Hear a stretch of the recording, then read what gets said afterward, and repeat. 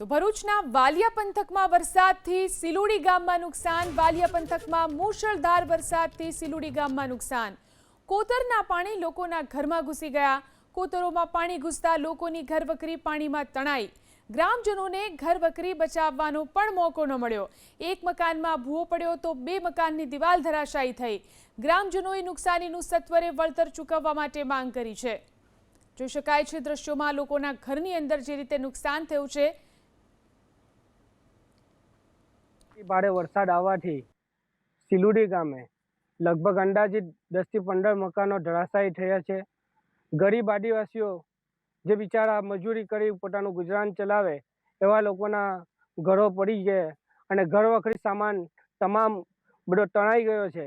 તો તંત્રથી મારી અપીલ છે કે આ લોકોને પોતાના મકાન મળે અને ઘર વખરી સામાન પોતાનો અનાજ પાણી એમને મળે એવી આશા છે। એટલે અમે જાણ કરી છે તંત્રને અને પ્રમુખ સાહેબની પણ જાણ કરી છે તાલુકા પંચાયતના। એમના આદેશથી હું આવેલા આ લોકોને જોયું છે આજે, તો ઘણું બધું નુકસાન થયું છે। તો મને તંત્રથી આશા છે ડિઝાસ્ટર વિભાગથી કે આ લોકોને પોતાના મકાન અને ઘર વખરી સામાન મળે એવી આશા છે।